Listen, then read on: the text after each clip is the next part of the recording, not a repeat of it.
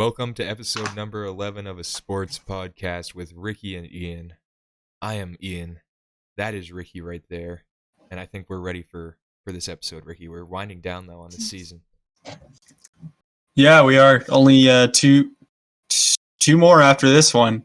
One regular one with special guest Nate Willett next week. That'll be a treat. Oh, yeah. And then after that, we have the finale. So we're winding down season one. I think it's been a very successful season. But let's knock out this episode today. Yeah. Who do you think's going number one overall? I bet we've gone over this a lot already, but I guess it's a good way to start. The NFL draft is this week, so why not, right? Starting, is it this Friday or this Thursday? Do you know? It's the 20. Thursday. This Thursday, yeah, because it's 29th. Yeah, no. Trevor Lawrence is going to the Jaguars. I'm not saying he should. I'm not saying that that's the best option for number one, but he's the safest, most low-risk pick, and that's what they'll do. That's what we do now in the NFL. How many years in a row has a quarterback gone number one? I know Burrow last year, Kyler Murray the year before, Baker Mayfield the year before, and then who was 2017? Who was 2017? I'm Googling it real quick. Oh, it was Myles Garrett was 2017. So that's the last time a non-QB was taken, but this year it's going to be a QB again. So there's so many quarterbacks in this draft. So many. They're expected to go pretty quick, too, I think. They are. I mean, we're thinking the first three could be QBs between Fields, Wilson, and Lawrence, and then you got down the board a little bit, Mac Jones. Kyle Trask is a name we haven't heard in a while from Florida. Yeah. That Trey Lance kid from wherever, South Dakota State, or South Dakota State, wherever it is. Yeah. And then you got Ian Book from Notre Dame. He'll probably be a second rounder, but just so many good quarterbacks. And I think I've forgotten one. Maybe I have. I don't know. But yeah, no, it's going to be interesting. To see, I don't remember a class with this many quarterbacks to see where everyone goes. And the Patriots, I'm feeling a move. That's what the reports are saying anyway. You think they're going to trade up? That's what they're thinking. Trade up for Justin Fields. But did you see that? It's probably easily fake, but did you see someone leaked a picture of a potential trade that could just be someone trolling on the internet though? Oh, really? No, I didn't see that. What did it say? It said Green Bay sends Jordan Love and their first-round pick to the Patriots for their Patriots first-round pick and a second or something like that, or a third. That's so random. That's so random. Jordan Love, who gonna forget who he is? Honestly, I know he is, but he could be. It's just so random. He could be the next Patrick Mahomes, playing behind a quarterback for a year and then going out and playing and going crazy. That'd be nice. But no, that sounds like a Patriot type trade though. Yeah. Do something under the radar. But I think the Patriots will definitely be busy on draft day, and I wouldn't be surprised to see him trade up to take a quarterback. Yeah, no, that wouldn't surprise me either. Because they kind of need one unless they're sticking with Cam Newton all the way, but I doubt that. But I would be okay with Cam as a starter. I've said this before, and I think we both agree that I would be okay with Cam as a starter week one. Yeah, as long as they get some better talent. Exactly, I would be okay with that as well. But it's going to be a great NFL draft, and I can't wait. Can't wait for Thursday night. Who do you think's going first pick, second round? First pick, second round. Why does that matter? I don't know. I don't know. Did the Jags have the first pick in the second round too? If they still have their second round pick, I would assume. I don't know. An offensive lineman, maybe. What do the Jags need? Everything. So it really. Well, their wide receivers are pretty good. They've got pretty good. I'll go with Jerry Jeudy from Alabama because he's a wide receiver who is good, but he got hurt, so he's kind of hurt his draft stock. So I'll go with him. He's already in the NFL, isn't he? Jeudy from Alabama? Yeah. Who am I thinking of then? I don't know. Isn't Jerry? Unless I'm No, Waddle. I was thinking of Oh, Waddle. you're thinking Waddle. Okay. I don't know why I said Jerry I thought Judy. Jerry Judy That was was on a the stupid Broncos. moment. Yeah, he is. Okay. That was a stupid moment. Sorry about that. Jalen Waddle. I was thinking Jay, maybe. I don't know. But yeah, Jalen Waddle from Alabama. He got injured this year, and he was going to be like as good as Devontae Smith, they thought, but he got injured, so it hurt his draft stock. So I'll go with him in the second round. That's just a wild guess, but Okay. What if that's right, that'll be cool. and what are the odds the Patriots pick as special teamers within the first 4 rounds? I don't know. I don't think they need anyone No. per se, but they could take a wide receiver and then turn him into something like the Patriots usually do. Yeah. While we're on that, is Gunnar Olszewski gonna be the next Edelman? Next, like, Yeah, I think that's already been decided. punt return turned into great wide receiver. I think that's already been decided. Yeah. That's how Edelman started his career, got the spotlight on punt returns, taking over from Wes Welker. Yeah. And he was in Wes Welker's shadow for a few years, kind of like Olszewski a little bit in Edelman's shadow. So I think he hands the torch off to a guy with some beautiful hair and really quick, fleet-footed receiver. Yeah. And then here's to hoping they don't take another Division II player with their first pick. But hey, he's not bad. He's not bad though. It was a good pick. Maybe not the best. Duggar last year. Oh right, yeah. No, that's a good kick. Yeah. Honestly, that he had a good year. Patriots D line had a good year. Yeah. Any other draft predictions? I'm gonna guess 5 quarterbacks in the first round. That's my guess. I saw, just looking around at stuff, just Twitter and whatever. I saw someone say 5 quarterbacks in the top 10 picks. Are you serious? Yeah. That might be honestly. But seeing all these mock drafts, it's like it almost takes the meaning out of it when you see a mock draft now because they're so different. Yeah. The only consensus is that Trevor Lawrence is going number 1. The rest of them are just like all over the place. Like I've seen Mac Jones at number 3. I've seen him at like 32. And I've seen Devontae Smith at 3. I've seen him as low as like 20. So who knows? Yeah. It's pretty, yeah. You're never going to know. No one's ever going to be right. Maybe one person can get the first 5 picks right, but probably someone out there. Yeah, I don't know. It's kind of like filling out a March Madness bracket again, right? It is. Yeah. It's about how many you can get right. Yeah. I would compare to that, but they should have it. Is there a DraftKings thing on the NFL draft? I don't feel like there has to be. There isn't. No. That's interesting. So. There should be. There should be. I could check for you real quick. While I'm checking though, 49ers. Have you seen what's going on with them lately? As in what the dark morbid thing that Kyle Shanahan said? Yeah, just like today, basically. Yeah, like an hour ago. Yeah. He was obviously fed up with reporters asking him about where people were going to be, and he was like, "I can't." What did he say exactly? Something like, "I can't guarantee we'll be alive on Sunday." Or something.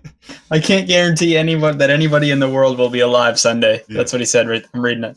When asked if his quarterback will be on the roster Sunday, so obviously he was a little bit fed up. Yeah, it's kind of funny though. Not too happy. Smart aleck response. Oh yeah, for sure. I could not find. They don't have any events for the draft day. Interesting. Well, that's something that DraftKings should think of in the future. Come on, DraftKings. Yeah. I give you the idea. Maybe they legally can't do that though. Because they're NCAA, maybe. Oh yeah. Well, no, they have NCAA basketball. But they're turning pro, right? Okay, so there you go. So why not? It could just be because what it is. It's like a draft, and then. But you can trade. That might be considered betting or something if you go into that. I don't know. Could cause corruption. It's weird. Yeah. Who knows? Yeah, because I mean, if you think about it, like Bill Belichick could just go in and say like, I'm gonna pick this guy here and $1 million. Yeah. Yeah, that's a good point. Maybe that's why. I bet $1 million I'm gonna pick. You see that video that CBS Sports put on? I bet $1 million that I'm gonna pick the long snapper from the Missouri Valley Conference. Yeah. This did the Patriots take the long snapper from the MAC. You would. I mean, at that point, you made a bet like that. If you put $1 million on that, you would. I don't think you'd have to worry about money ever again. Because the odds on that would have to be insane. Yeah. You could probably only bet like $1,000 and still end up with like become a 100 million. multi-millionaire. Yeah. So there we go. That's why DraftKings doesn't have a draft game. It's because corruption. It could cause massive corruption. Yes, exactly. Yeah, they went. I mean, people could see what's coming, I guess. Kind of like Tatis. Could see what was coming. I could see that segue coming from a mile away. Could you? A little bit. I knew you were thinking hard. I know the gears were spinning there. Yeah. Go ahead. It took a lot. Well, we know Tatis went crazy in the San Diego Padres at Los Angeles Dodgers series over the last few days, hitting like I can't remember now. I know he hit 4 home runs in 2 games though, two in each, and then he hit another. And there's a little bit of controversy when he kind of maybe peeked back at the catcher's signs.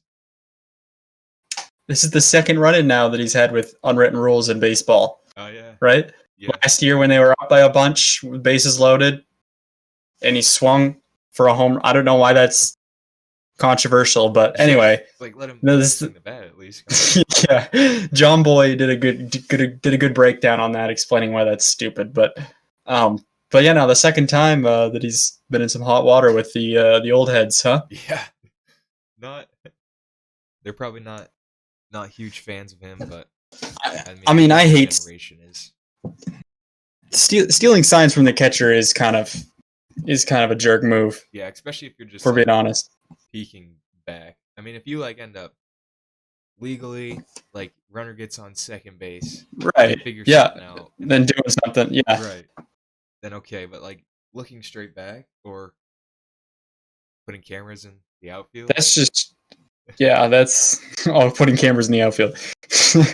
No, when the batter looks back at the catcher, it's just that annoys me a lot.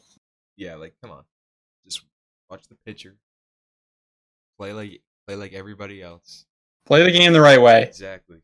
Don't go stealing those signs. But did you see his celebration when he hit a home run off Bauer? No, I didn't. Bauer's a troll, right? I mean, we can say that. He likes to taunt and celebrate stuff like that. Okay. And so I can't remember what it was, but like Bauer was either like practicing pitching with one eye closed for some reason, or he was doing something with. I thought that was in spring training, right? Yeah. Okay. Yeah, I think it was. Yeah. Yeah. He had an eye closed or something. So Tatis hit that home run, and like after he passed first base, he turned back around to the dugout and like covered one of his eyes. And then when he crossed home plate, he did like the McGregor strut that Bauer's done before after a strikeout. Okay. So yeah, Tatis. That's a little bit. Yeah. Kind of like that's justifiable. We kind of like the Tyreek Hill peace sign thing. Yeah. How that came back around, karma. Yeah, that was awesome. What comes around goes around. Yeah. But no, the Dodgers and Padres are really entertaining. They have been nothing but entertaining this year. Oh yeah. But that catcher's interference thing when Kershaw and Teti, or who was it? Kershaw and oh yeah, I can't remember. Profar. Yeah. Got into a yelling match there, and yeah, nice to see a good rivalry like that. Yeah, exactly. Best rivalry. Speaking of rivalry, are we ever gonna play the Yankees? Yeah, I think in June or July.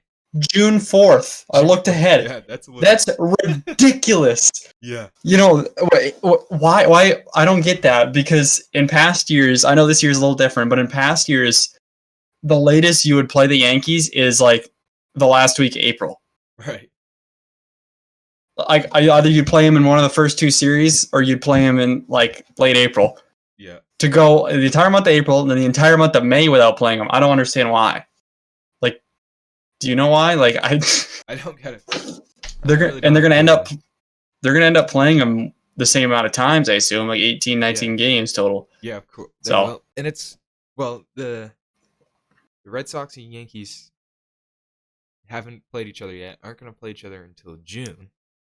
And the Dodgers and Padres have already had 2 series, including a 4-game series, right? Which is kind of weird. I mean, that is weird. It's really weird. I don't know what this people making the schedules are doing, but maybe fix. But you know, it's not this way anymore. It's all computer generated now. But there used to be, I don't know if you heard this. There used to be this older couple that the league would pay to sit down and make schedules by hand. Really? Yeah, 162 games. I don't know that. No. There was a little piece on ESPN, I think, a few years ago that I saw, but like 162 game schedule for 30 teams. That's a lot of logistics. Would it necessarily be 30 or like 15? Well, if they did every team in the league. But yeah. I mean, if you think about the math, then yeah, it probably would be 30. But what do you mean? Talking about 30 what? 30 teams that they have to like figure out this stuff for, but it's only like 162 times 15 would be how many games there is. You know. Right. Yeah. How many total games? Yeah. Still a lot of figuring out, but yeah. I mean, exactly. I can barely figure out that little bit right there. I imagine how much they're going through, trying to put together that many schedules over that many games. Right. And yeah. Are you looking up their names? I'm looking up their names. Their names are. Nope, not yet. Henry and Holly Stevenson. Henry and Holly.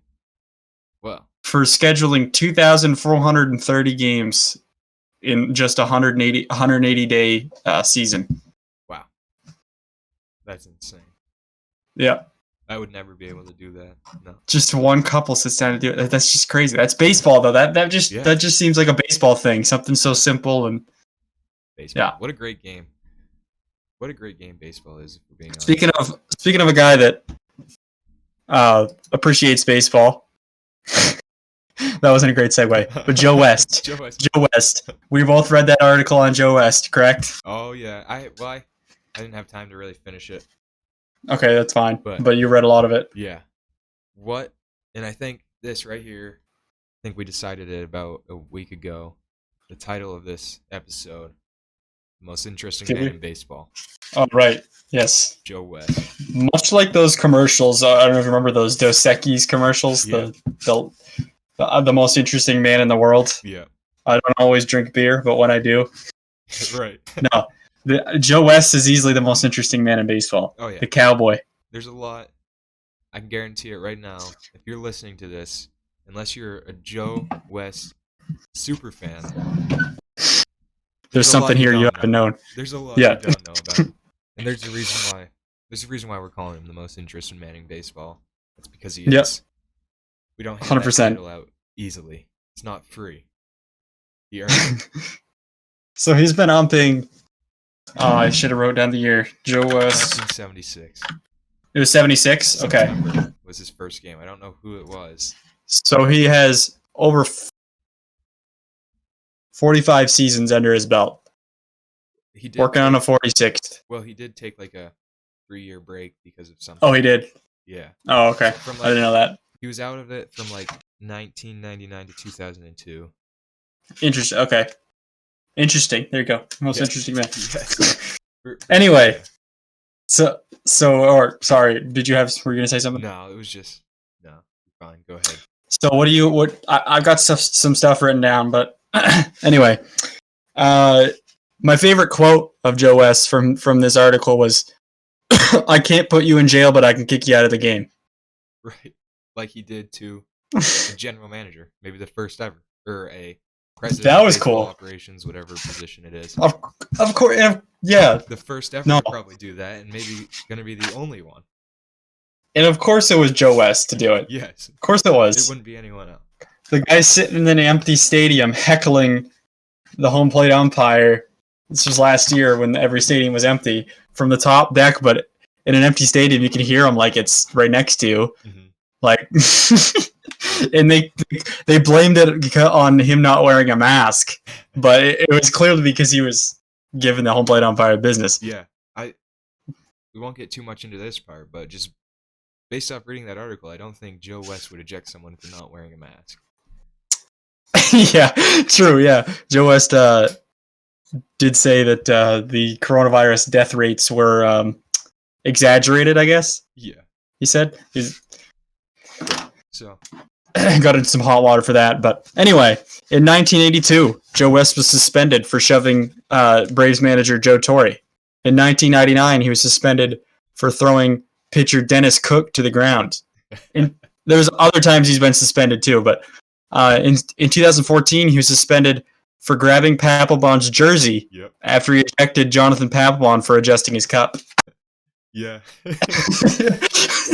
Yes, you heard that here. You heard that correctly. The video of like Papelbon though. Papelbon was like passing not out. letting him go through, kind of like.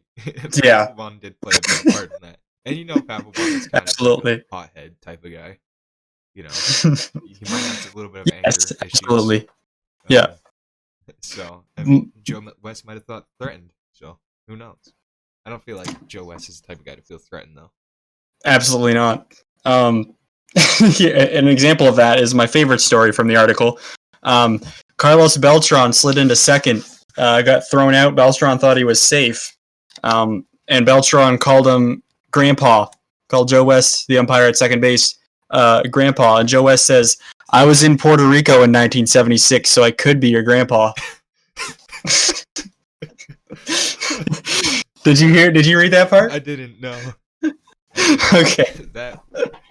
That is phenomenal. That part right yes, there. And so from there on out, I don't remember what year it was. I don't think it said, but Carlos Beltran calls Joe West Grandpa, and Joe West calls Carlos Beltran grandson. That's awesome. That's an awesome story right there. Good. That's just awesome. It's just great. Do you want to talk about the country, his country artist ventures? Well, I didn't write down much about that.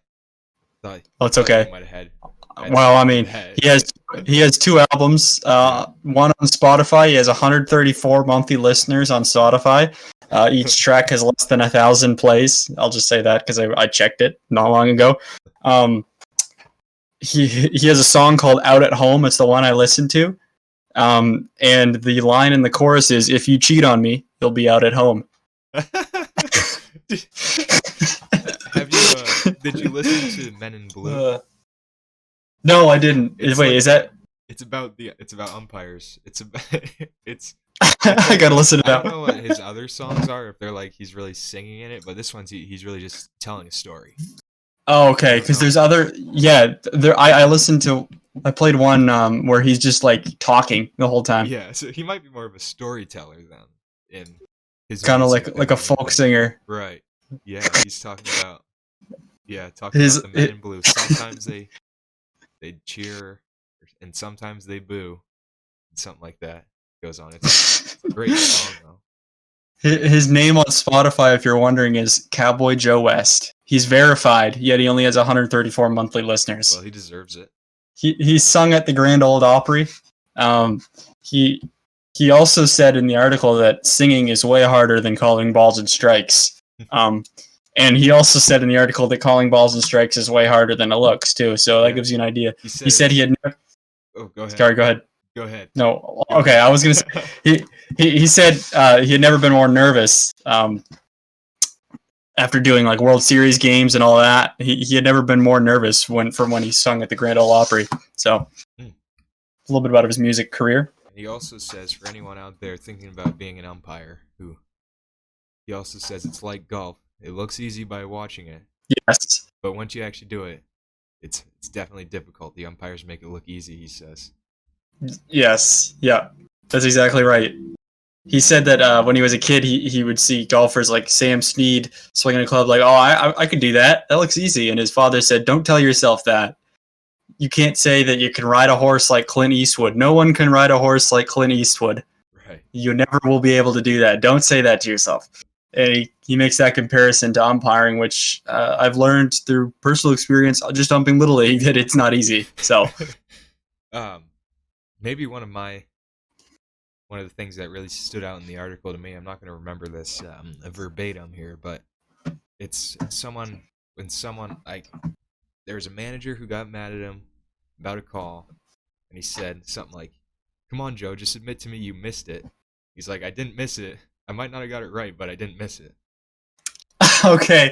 Yeah. I remember that. Yeah. It's just the title of it. I don't know if it's like a joke or just like a thing that like he's really there and he's gonna be in every play. No, he might not get it right. He's gonna be paying attention. Right. He's gonna be in the game for every play. Right. The article's title is that Joe West has never missed a call. Just ask him. Right. Yeah. And he said if you're what did he say? He said if you're afraid of everything that's going on around you, this isn't the job for you. And he said his main priority is to protect the game of baseball. So that lets me know that his priorities are at least in the right spot, as much as you may think that he wants attention. Right. But honestly, I think he's a great guy to protect baseball. He is. He's the exact personality you need out there. And I'm a big Joe West fan. I was a bit of a Joe West fan before, but now I definitely am after reading this article. Yeah. So. Yeah, and back to the protecting baseball for a second. I mean, just he can take foul balls off him like nothing. That's why he's going to be a great guy for it. Which one are you what are you referencing right now? I forget. Oh yeah, when he did the flex. Yeah, he did the flex. Yeah. Yeah. And then I'm not sure how many times he's been hit like that, but I can say I was lucky enough to be at a game where he did get hit by a foul ball like that. Really? Yes, in 2019 with a sports podcast alumni, Grant Bridges, and then also Will Bridges and Jason Dumas. We might get into Jason a little bit later. We will get into Jason. Yeah, he took one. It was against the Orioles. He took one off, maybe like the leg or something, or I can't entirely remember. But I was also happy to be able to at least see him at a game. That's cool.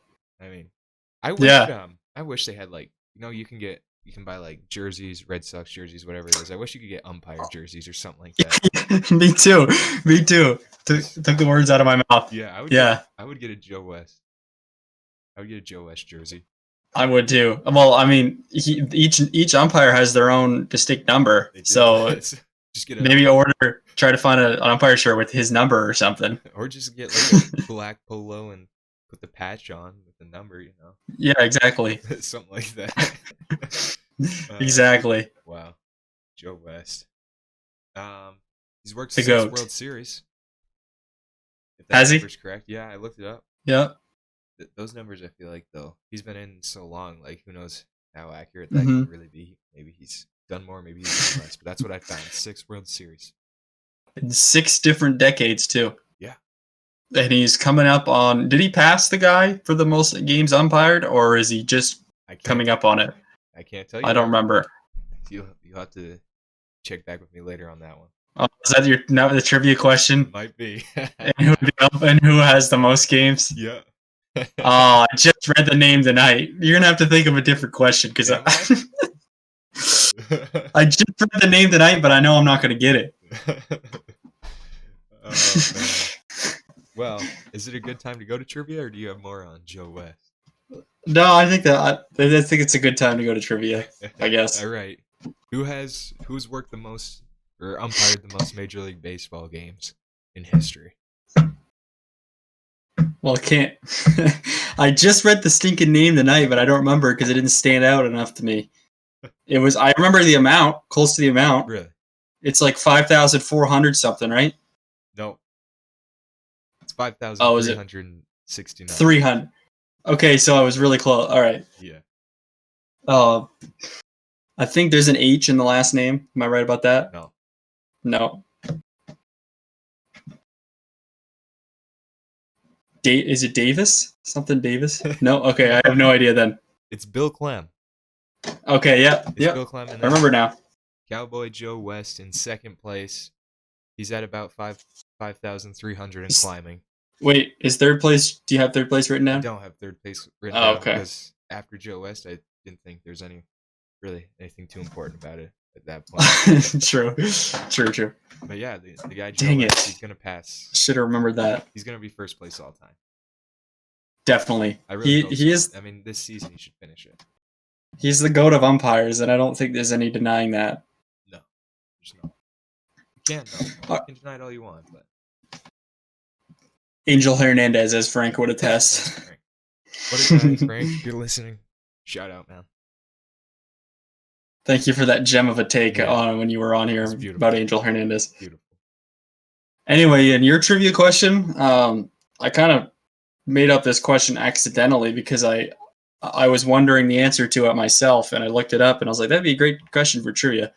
Who is the longest tenured manager in the major leagues currently? Okay. Well, there's one that comes to mind. I don't know if it is. Okay, there's two that come to mind now. And for bonus, you can add try to guess what year he started as the manager of his team. Joe Madden. Joe Madden. That is incorrect because Joe Madden is with. Oh, do you mean for like their team? Yeah, for that one team. Sorry if that was confusing. Yeah, no, that's fine. I kind of just thought it was just longest overall. Well, there is one guy that comes to mind. I don't feel like he's been. I don't know why he's coming to mind because I don't think he's been around extremely long. But managers don't seem to stay around long. So, is it Kevin Cash? Nope. Okay. It's not. It is in the American League. I'll give you a hint for that. Okay. Yep. Well, I'm gonna stick with this then. Bob Melvin. That is correct. It is the money. Yes. It really surprised me, but yeah. Just because it's athletics, not part of that. How long do you think he's been with the A's? 17 years. Nope. 2011 he started with the A's. Yeah, that was so he's working on his 11th season. No, yeah. Yeah, it really surprised me. I was looking it up and I was just thinking, I was like, man, not too many managers have been around that long. No. Like, I think the longest tenured one with his team in the NL is Dave Roberts, and he's only been there since 2016. You serious? So, yeah. Wow. So managers really don't stick around anymore. They bounce around a lot. Yeah. We know that. Yeah. But anyway, that was my trivia question for this week. I also thought of a segment because I saw a TikTok, and I'm going to do it right now, actually. Okay. I'm gonna. What? Go ahead. I was going to say, while you're speaking of that, over the last two episodes, we forgot the number game. We did, yeah. I thought of that. Catch up. We got three. We're going to catch up, and we'll finish it with the championship round next week. Okay. All right. So, what I'm going to do is I'm going to think of a random player from a random sport. Okay. And you have to ask a yes or no question. You have to ask questions, and I can only say yes or no to narrow it down to who. So obviously the strategy would be, yeah. Anyway. Okay. I gotta think of this player real quick. It would be a present player too. Okay. So he's active. Yep. Okay. All right. I've got a player in mind. Okay. Are we ready? Yep. Oh, wait, here. If you can get it in under a minute, that's a good time. Okay. I think. I have it. Okay. Do you have the stop or do you have a clock or do you want me to? I have the clock right here. Yep. All right. Ready? Yep. Go ahead. MLB. Yes. American League. Yes. American League East. Yes. Red Sox. No. Yankees. Yes. Outfield. No. Infield. Yes. Starter. Yes. DJ LeMahieu. No. Gleyber Torres. No. Gio Urshela. No. Gary Sanchez. No. Luke Voigt. Yes. Nice. How much? Got it. 33.7 seconds. That is impressive. Nice. Nice. Not bad. Not bad. Can I think of one and then try with you, man? You can try. I would. I'm probably not going to be as good as you were with that because I'm not as good with players. Okay. Here. I'll make this one easy for you. Easier. Okay. Ready? I have my stopwatch up here, so I'll tell you when to start in just about 3 seconds, okay? Okay. You got a player? Baseball. Yes. American League? No. National League. Dodgers. No. Padres. No. NL East? Yes. Nationals? No. Braves? Yeah. Freddie Freeman? No. Outfield? Yeah. Oh my goodness. I'm drawing a blank now on Braves outfielders. Honestly, I'm drawing a blank. I'm gonna kick myself when I know.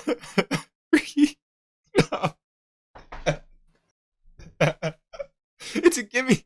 It's a gimme, Ricky. I honestly, I'm not gonna think of a Braves outfielder. See what I mean? With players, I'm just not that good. Do I need to tell you? Yeah. Okay, well, wait till the minute mark. Okay. Why? Ricky, are you ready? It's Ronald Acuna. Okay. Yep. I should have known that. Acuna, right? That's Bryce Harper. No, I should have. That's me. That's stupid. I don't know why. At least you thought of Freddie Freeman, though. I don't know. I just think Braves. When I think of Braves, I think of Freddie Freeman. Yeah, he's been I should have around for a gone. while. Should have narrowed down the position first. Freddie Freeman's been with the Braves since Chipper was there, I think, still.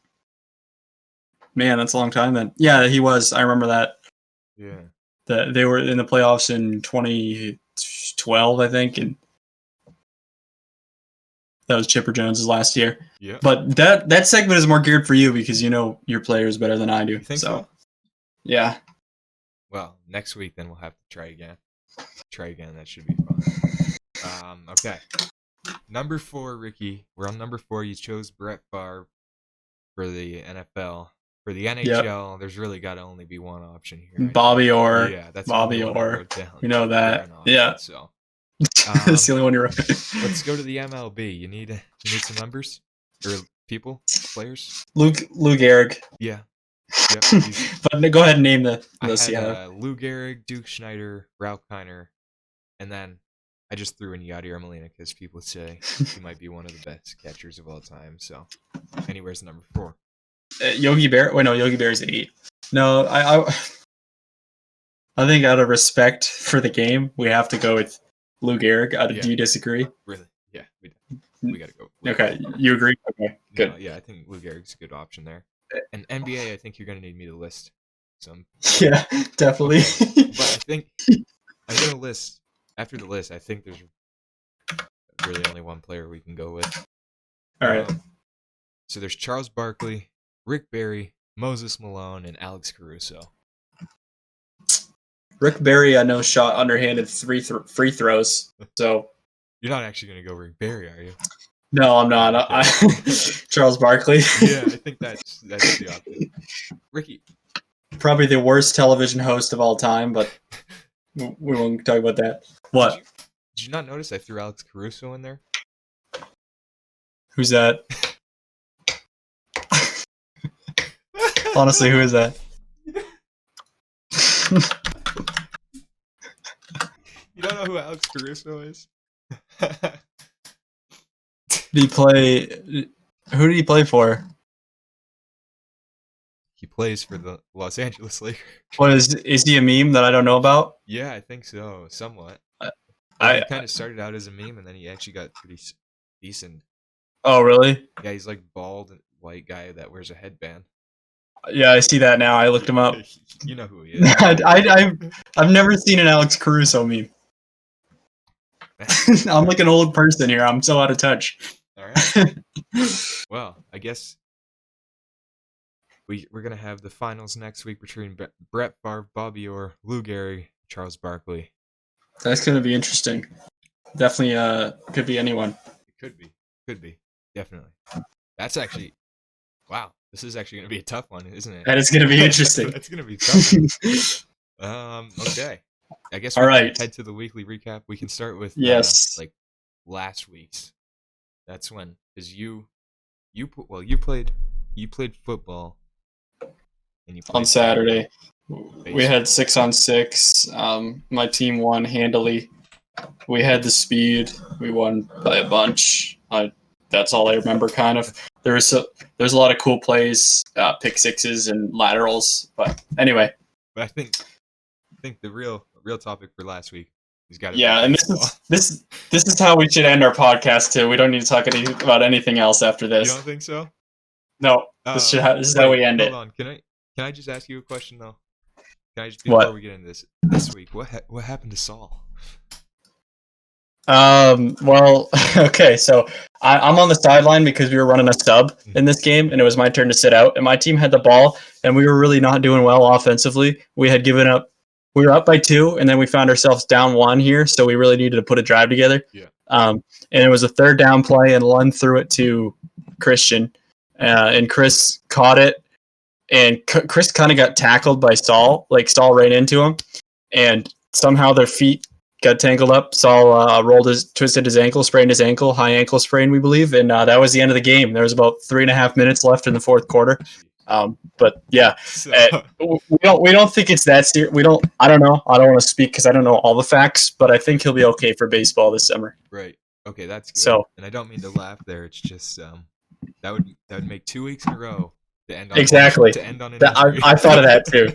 Yeah. It's not that it's funny. It's just I don't know. It's kind of funny. Just not that he got hurt, but that we've ended with injuries 2 weeks in a row now. Yep. So I'm gonna try to get through this Without laughing. Without laughing, because you heard about the main problem. I don't know if you heard about everything that happened before that though. Probably not. No. Okay. So we get out. Our team gets out. You know, we were on the same team. We get out, and then we switch. I can't remember. I think maybe Dakota's team was hitting after us, and then after them, we were the first team to hit, right? Yeah. And I hit 2 times. After that, I left. Right. Okay. So I didn't see anything after that. Okay. And then I think Dakota's team hit after us, and then after them was the Nunez's and Boone. So, okay. So Jason was on Dakota's team? Jason was on our team. Oh, he was on our team. That's right. Yeah. Okay, so we're gonna. That's right, because we did a lefty thing. Yeah. We're gonna start here. So Boone's up. Okay. He rips a base hit to the outfield. Dakota's playing short. He goes back to cover second base. Just don't want him taking second base. Free base. As he goes to cover second base, he gets like his foot caught in the ground or something like that, and so his leg gets like stuck, and he turns around and he just falls flat on his butt, like almost right on top of second base. Okay, and then so we take like a quick second, just because you turn around and you see that because it was funny. I mean, yeah, okay, it's not as funny now, but I mean, like clearly in the moment it was funny. Yeah. Then after Boone, Chris comes up. Okay, and so Chris, he fouls off a couple pitches, takes a pitch or two, so, but it's still a batter directly after Dakota. He hits after Mike, yeah, after Dakota fell, and he does his good old Chris, high fly ball, launch angle, yeah, launch angle. Craig's in left field, okay, and Craig's running for it, and he's approaching the fence, and he's like, it's like close, like he's about to catch this thing. The ball does end up going over the fence, but in the process, Craig trying to catch it runs into the fence and flips over. Not even. He kind of braced himself on the wall. Though. He didn't take a hard fall. Like he braced himself on the wall or on the fence. He didn't get hurt or anything. As crazy and funny as that is, I think that's the second funniest Craig moment we've ever had. Do you remember last year? We do. Okay. I think should we get into that?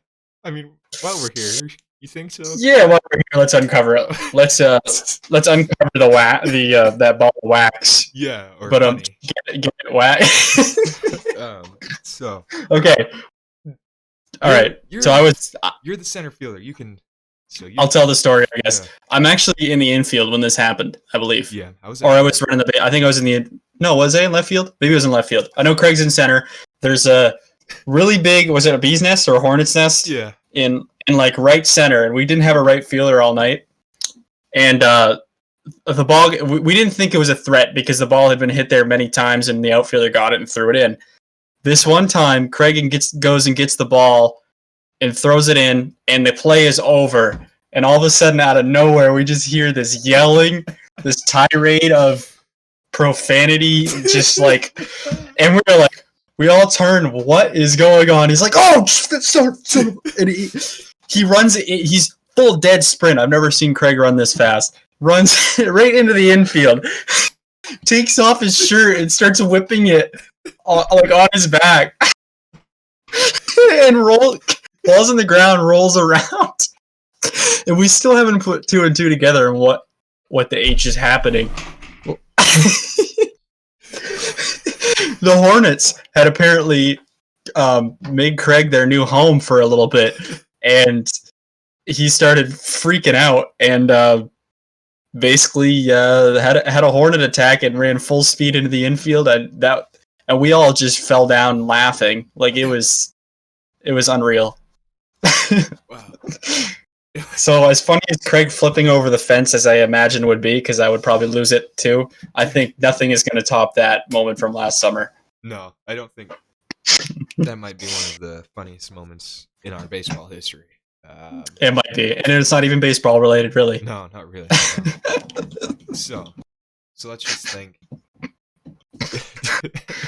Dakota falls on his butt. Next batter, Right. Craig flips over the fence.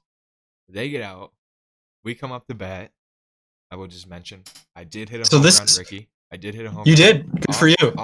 Okay, funny story actually. I going into the day when it was me and Dakota were there first. Saw some interesting things. Mike showed up. Mike Boone showed up. I said, "I'm gonna." We did see you. Did, Yeah. Yep. I said, "I'm gonna break your scoreboard." And he said, "It's not my scoreboard anymore." I said, "Oh, you don't work here anymore." I said, "Yeah." Okay. Mm-hmm. I ended up hitting the scoreboard right off the number 2 for the second inning. Yeah. That's awesome. You called your shot. Yeah. A little early. That's pretty cool. Yeah, and then so you broke my scoreboard. Yeah, I broke your scoreboard. Technically, because I'm the head of field maintenance now. So yeah, apologize. You broke my scoreboard. No, it's alright. I'm kidding. Not trying to cause any. It's pretty cool. You called your shot. Somewhat, in a way. It was a little early, premature, but I did. It was kind of it wasn't like, Chris has his high home runs. This one was kind of just like a floater almost.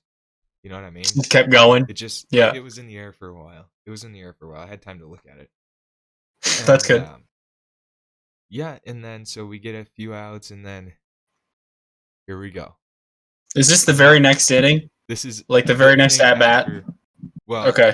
Not at bat, no. But the next. Yeah, the next. So we're only in like the third inning or so, right? No, we're pretty solid into the game. Oh, you're deep into it. Okay. It might be the fourth or fifth. This is a while after I left, then. Yeah, and so. Gotcha. But this is directly after Dakota fell and Craig flipped over the fence, and so Jason gets on base. I come up. I put the ball somewhere. And he's running hard.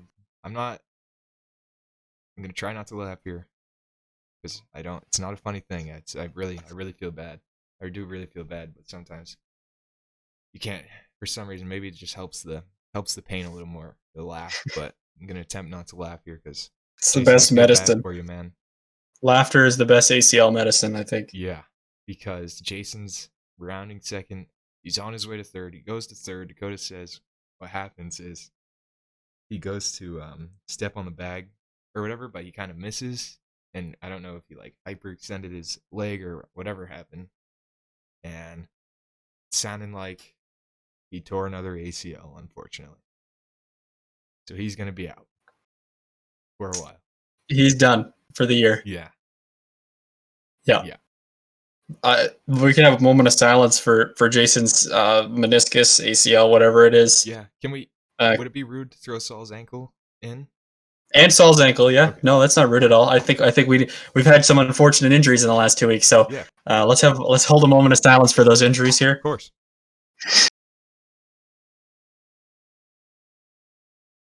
Thank you. Yes, thank you. And we wish you all a speedy recovery.